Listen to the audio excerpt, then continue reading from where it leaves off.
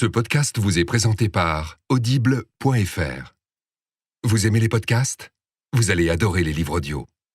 Téléchargez-les et écoutez-les sur votre smartphone. Avec l'offre d'essai, le premier livre audio est offert sur audible.fr/slate.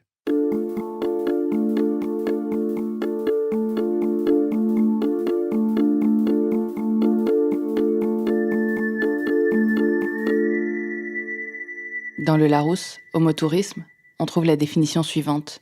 Action de voyager, de visiter un site pour son plaisir. Homo-voyage, action de voyager, de se rendre ou d'être transporté en un autre lieu. La nuance est infime. Elle dit la nonchalance du touriste, souvent agent économique, qui visite, qui fait le Vietnam, les États-Unis, qui fait l'Argentine, qui dit « Tu as fait le Sénégal, toi ?» Le voyage évoque la lenteur des grands déplacements, pas seulement géographiques, mais de soi. Le vrai voyage, celui qui implique d'aller chercher un bout de conversation au bout du monde, est rarissime. Il est extraordinaire et perturbateur, voire subversif, voire destructeur, pour mieux accoucher d'un nouveau moi, ou pour un temps faire de vous un autre. Le vrai voyage est dangereux, parce qu'il charrie de mécanismes de domination, du rapport à l'autre, à l'étranger, parce qu'il remue, en nous mettant face à l'évidence des relations de pouvoir. Et c'est l'un de ces vrais voyages qu'a fait Gabriel, au micro de Lola Costantini et Caroline Gillet.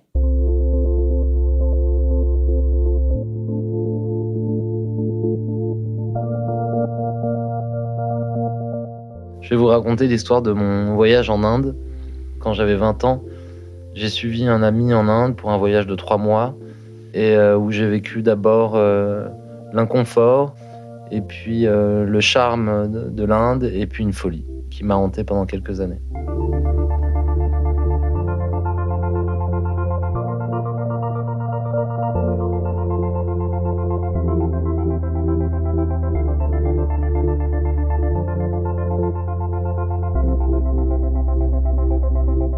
Alors, le lycée et le collège, ça a été un peu tumultueux, donc j'ai dû faire un établissement en moyenne par an. J'ai pas trouvé ma place et donc on m'a changé tous les ans parce que je voulais plus retourner à l'école. Le dernier lycée que j'ai fait s'appelle le lycée des Petits Champs. J'ai fait la rencontre là-bas d'un type qui s'appelle Paul Van Hersel, avec qui on a développé une relation assez fusionnelle. Et donc on a passé un an ou deux à Paris à écumer tous les cafés, à refaire le monde et tout. Et puis lui, il a eu son bac. Puis une fois qu'il a eu son bac, il m'a dit viens, moi je fais mon voyage, je vais faire un voyage sabbatique dont il me parlait déjà, il savait pas où aller. Puis à un moment, il a décidé d'aller en Inde, donc il m'a dit viens, on part en Inde tous les deux. Et moi je lui ai dit ok, parce que je l'ai suivi, j'ai aucun projet clair, je savais pas du tout quoi faire, je travaillais dans des chantiers pour me faire un peu des sous, mais j'habitais encore chez ma mère, j'étais, on peut le dire, désœuvré. C'était en 2001, j'avais 20 ans pile.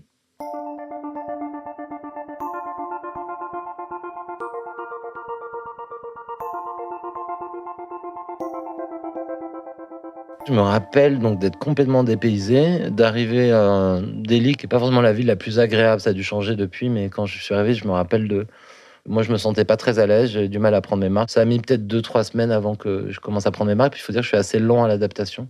On est parti de Delhi, on avait prévu ce qu'on a fait d'ailleurs de passer à Pondichéry, qui est un port, un ancien port français. C'était un peu là où commençait un peu le voyage, puisqu'on commençait à se balader. Et puis les gens nous arrêtaient pour qu'on était deux blancs, pour qu'on passe devant les pas de porte des boutiques, parce que apparemment ils prenaient ça comme une bénédiction, ça leur portait bonheur. Voilà, donc j'ai compris tout de suite qu'on avait un statut de blanc en Inde et que ça voulait dire quelque chose de particulier pour eux. Et nous, on avait plutôt ce désir de se fondre dans la masse pour pas justement être perché sur ce statut de blanc riche et avec plein d'argent. Et voilà, donc nous, on commençait à sentir déjà les premières effluves des canalisations, des rues, et puis le mélange des couleurs. Et puis je voyais aussi que les filles étaient très jolies, que les habits aussi, que finalement, il y avait peut-être des choses à apprendre. Donc on est passé par Madras, je crois. Là, je me souviens d'une chaleur écrasante, des chevaux sur la plage. J'ai des images un peu confuses. On a dû rester un jour ou deux. Et puis là, on arrive donc dans le Kerala, donc qui est dans le sud de l'Inde. Et on arrive dans un bled qui s'appelle Alapi en anglais, Alappuzha en local. Et dans notre programme, on devait y rester une nuit ou deux, parce qu'il n'y avait pas grand-chose à faire, sinon y passer. Et puis dès qu'on arrive, on se fait rabattre par quelqu'un qui nous dit « Viens dans notre guest house », je sais pas quoi. Donc on accepte, on suit. Et puis donc on arrive dans une grande maison bourgeoise gardée par des grilles et des bergers allemands. Et puis on reste là et puis finalement on rencontre très rapidement des jeunes qui nous amènent voir leurs cousins et puis leurs copains et puis les cousins des copains. Et donc on a très vite fait de rencontrer tout le réseau. Et puis on décide donc, puisqu'on trouve ces jeunes gens sympathiques, jeunes indiens, jeunes locaux, on décide de se laisser quelques jours de plus. Alors qu'il n'y avait vraiment pas un musée, rien, pas un temple à visiter. C'est vraiment la vie, on va dire, de la vie simple et sans contrainte, juste de voir les amis qu'on venait de se faire, se retrouver près de la plage, manger un petit bout de bœuf, un bout de masala, on était très contents. Parmi les premières personnes que je rencontre là-bas, il y a un type qui s'appelle Ratish, qui m'emmène donc très rapidement chez lui. Et donc on nous installe pour prendre le thé. Et puis là, je vois qu'une jeune fille nous amène le thé, habillée très simplement, très discrète, très gracieuse. Et j'avoue que sur le moment, même si j'avais trouvé déjà les filles indiennes très jolies, j'avoue que là, j'ai eu un sentiment assez saisissant. Je me disais, mais c'est fou, autant de grâce et de beauté incarnée en une seule jeune femme. Et donc voilà, comme j'étais très jeune et avec encore beaucoup de désir de vivre, j'ai l'impression d'être tombé, je crois que je suis tombé amoureux de cette fille. Bindu.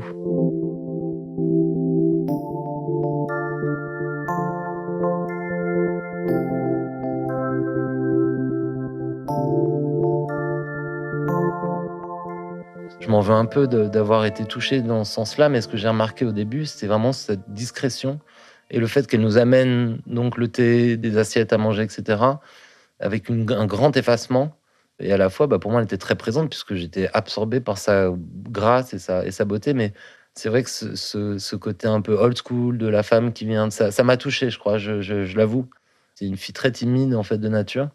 Et donc, au début, non, on n'échangeait pas plus que ça. Elle parlait anglais. Elle poursuivait des études d'histoire. Elle voulait devenir prof d'histoire. Elle donnait déjà des cours, je crois, à l'école du coin. Donc au début, c'était juste une fille comme ça que je voyais un jour sur deux.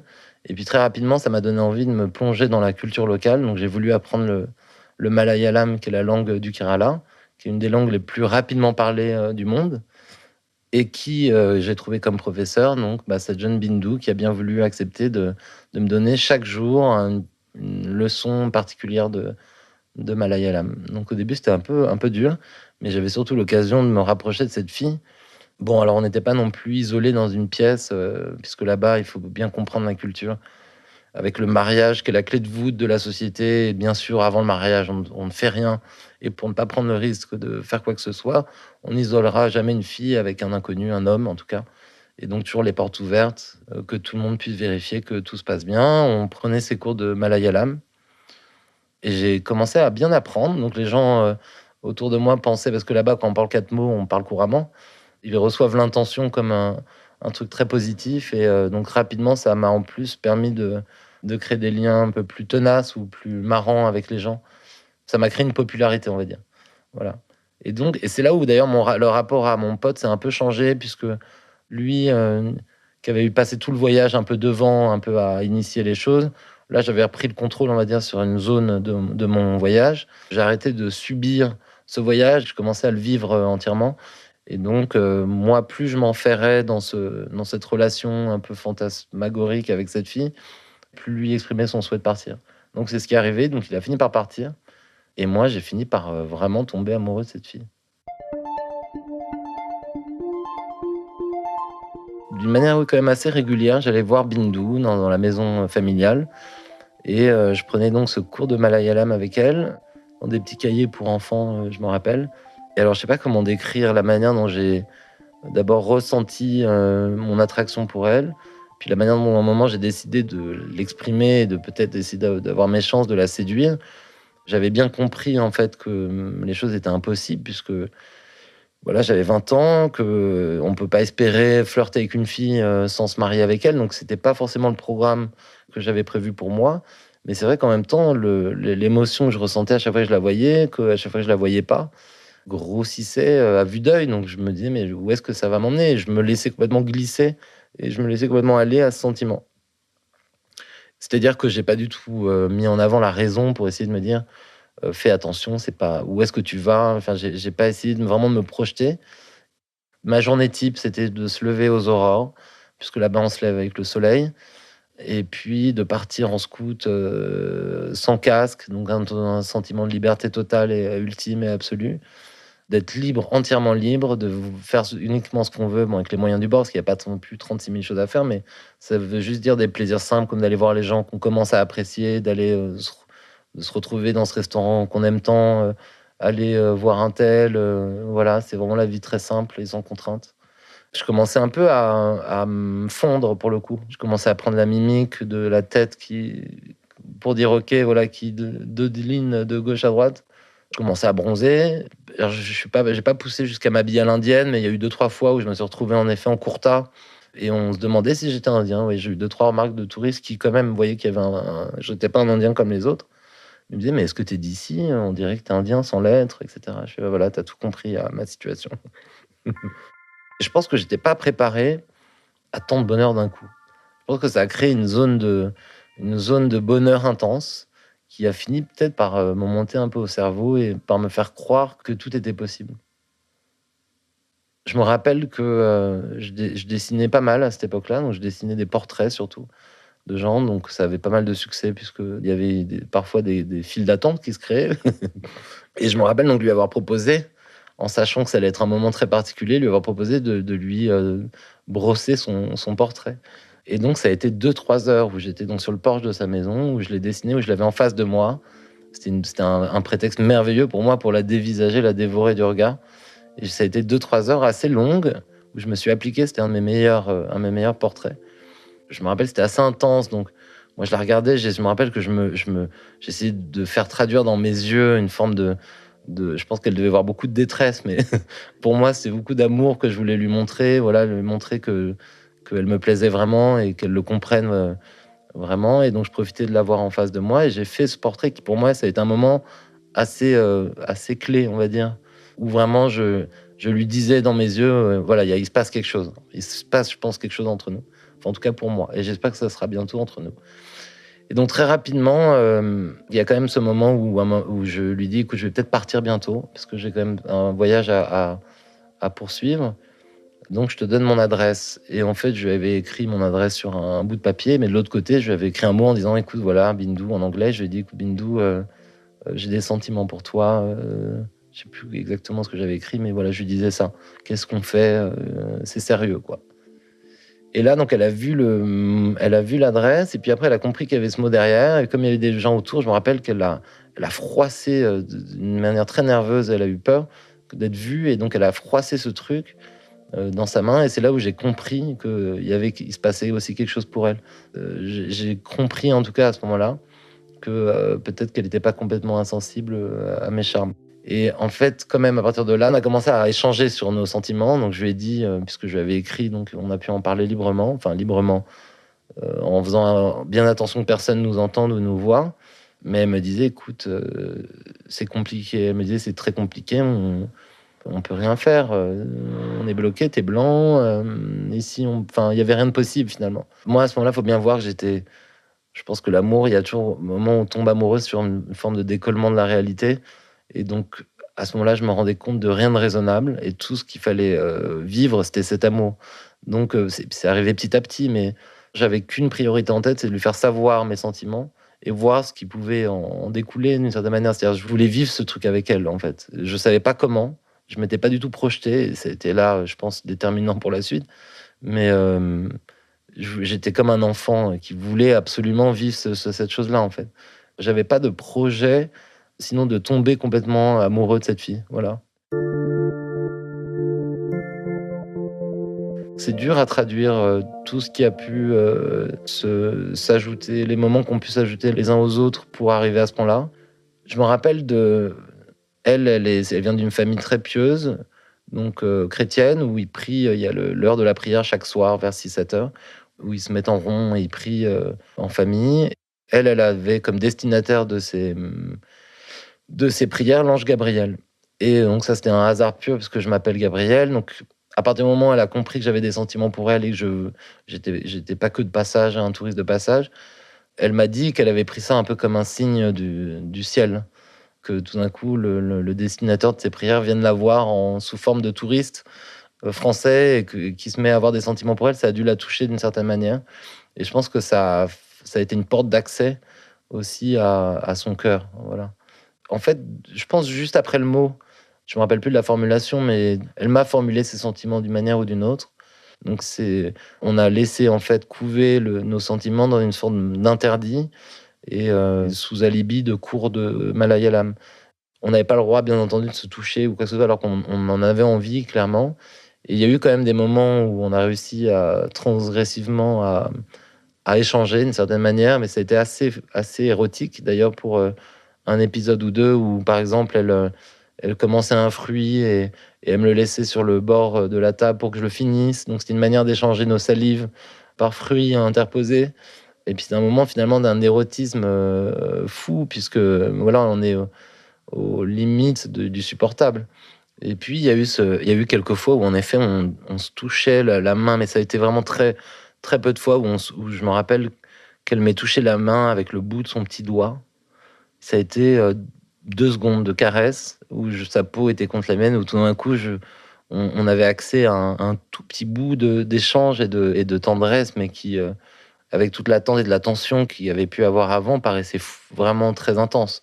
Et donc ça a été ça, ça a été des moments très simples et interdits d'échange. Et je pense que ça a participé au fait à la pression et à la demande de résolution de cette tension qui s'installait. Et moi, la manière dont je le vivais, c'est j'en peux plus d'amour pour elle. Elle est trop belle, elle est trop. Il faut absolument qu'on vive cet amour le plus rapidement possible et d'une manière la moins réfléchie possible, si c'est possible. Voilà.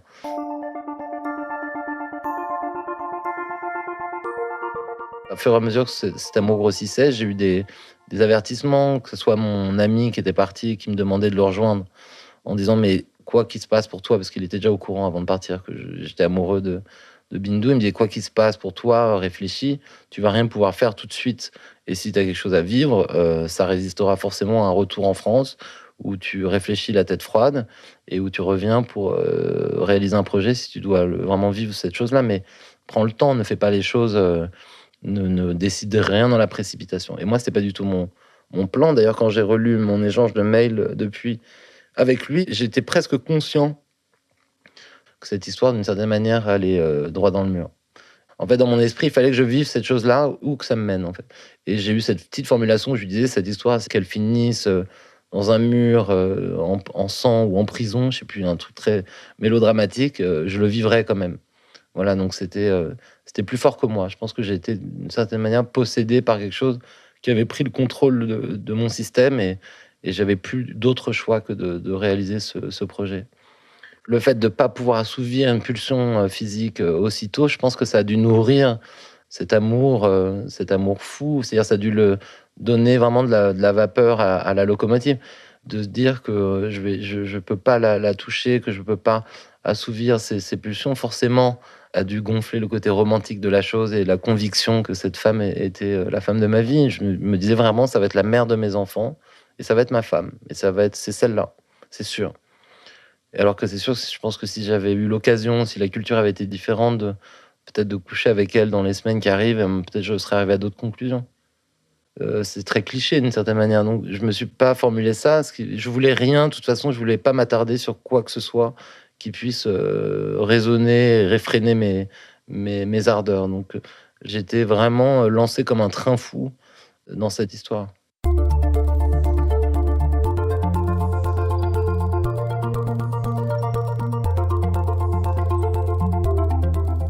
Et donc, en fait, assez rapidement, je lui ai demandé: «Mais qu'est-ce qu'on fait?» En fait, je lui ai dit: «Écoute, là, je tiens plus. J'ai vraiment un amour pour toi que je peux plus contenir, qui devient un peu, plus grand que moi. Il faut qu'on fasse quelque chose». En fait, je lui ai dit: «Est-ce qu'il faut que j'aille voir ton père pour lui demander ta main?» Donc elle m'a répondu: «Mais mon père ne voudra jamais». Et je lui ai dit: «Bah, alors peut-être que je vais demander à ta mère». Et là, elle m'a répondu: «Mais tu as rien compris à ma culture, Gabriel». Et je lui ai dit: «Bon, bah, alors qu'est-ce qu'on va faire?» Et là, elle a cette idée de génie. Elle me dit: On peut fuir, on peut s'échapper». Et c'est vrai que quand j'ai reçu cette idée, je me suis dit: «Mais ça a l'air complètement fou, mais c'est la seule solution, en fait». Elle a raison, parce que si ses parents veulent pas, tout ce qui va se passer, c'est que je vais juste partir sans avoir vécu cet amour qui me paraît fou. Moi, j'avais l'impression d'attendre l'amour depuis mes 3 ans. Moi, je me sentais prêt à tomber amoureux. Et là, enfin, moi, même si j'ai eu quand même quelques histoires avant, mais il y avait quelque chose d'assez fou. Bon, et donc, c'est vrai que dans le récit, on a l'impression qu'il manque un wagon et que mais c'est dur à décrire cet état. C'est un état émotionnel. Donc, ça a été des jours et des jours où je la côtoyais, où je la regardais, où je la trouvais belle et où, en effet, c'est vrai qu'à nos âges, on peut se dire, même à l'âge de l'époque, mais on peut se dire, mais quel est le programme, en fait? C'est quoi le plan? De se marier à 20 ans alors qu'on n'a rien vécu et qu'on ne se connaît pas du tout. D'une certaine manière, peut paraître fou, mais c'est ça que je suis en train de raconter. C'est un moment finalement de folie douce, où les barrières de la raison, donc, n'étaient pas non plus érigées d'une manière très vertigineuse, mais où tout d'un coup, l'amour a dépassé toute forme de barrière raisonnable. Et donc, elle m'a dit, on peut fuir, et sans avoir 2 secondes imaginé que c'était possible, j'étais d'accord aussitôt en disant, mais bien sûr, c'est ce qu'on va faire. Bon, on a mis quand même des semaines à en parler, à réaliser ce projet, mais tout d'un coup, c'est vrai qu'on s'est organisé dans la fuite. Donc, je vais quand même poser 2-3 questions, parce que là, je sentais qu'on passait un cap, on va dire, dans notre histoire. Et donc, j'ai posé des questions, je me suis interrogé, je me suis dit, mais est-ce qu'elle veut, puisqu'on parle de fuite, est-ce qu'elle veut fuir quelque chose de précis chez elle? Est-ce qu'elle est maltraitée? Est-ce qu'elle est malheureuse? Et c'est vrai que moi, je l'avais vue vivre dans son milieu. C'était la seule fille, elle avait 3 frères. Elle était choyée, elle était beaucoup aimée dans sa famille. C'était un peu le trésor de la famille, puisque c'était la seule fille. Et puis, elle poursuivait ses études. Je la voyais plutôt heureuse. Donc, elle me dit, non, moi, il n'y a rien. Elle me disait, moi, je suis heureuse, en fait, dans ma vie. Et si je pars, c'est pour te suivre. C'est pas pour fuir quoi que ce soit. Je voulais que ce soit simplement de l'amour pur, voilà, tout simplement. Et une fois que je me suis bien assuré de ça, j'ai parlé avec elle. Je dis, mais comment on peut s'organiser? Donc, au fur et à mesure des semaines, on a fait un plan où moi je venais régulièrement la voir comme si rien n'était, mais en fait on parlait de notre escapade, de qu'est-ce qu'on allait faire. Donc, ce qu'on avait prévu de faire, ce que j'ai prévu de faire avec elle, c'est de dire au revoir, parce que ça faisait quand même un bout de temps que je restais sur place, dire au revoir à tous mes amis que je m'étais fait, tous les gens que je côtoyais, et puis en fait d'attendre à 100 km à Cochin-Ernakulam, qui est une ville, la plus grande ville à côté, d'attendre que la nuit tombe et de revenir en pleine nuit la chercher à 3h du matin. Dormir dans l'hôtel le plus proche et prendre le premier train le matin, et puis rejoindre Delhi, demander un visa et de l'emmener aussitôt à Paris. Le plan, c'était nawak. Vous avez écouté la première partie de l'histoire de Gabrielle. La suite est à retrouver sur Slate et sur toutes les autres plateformes.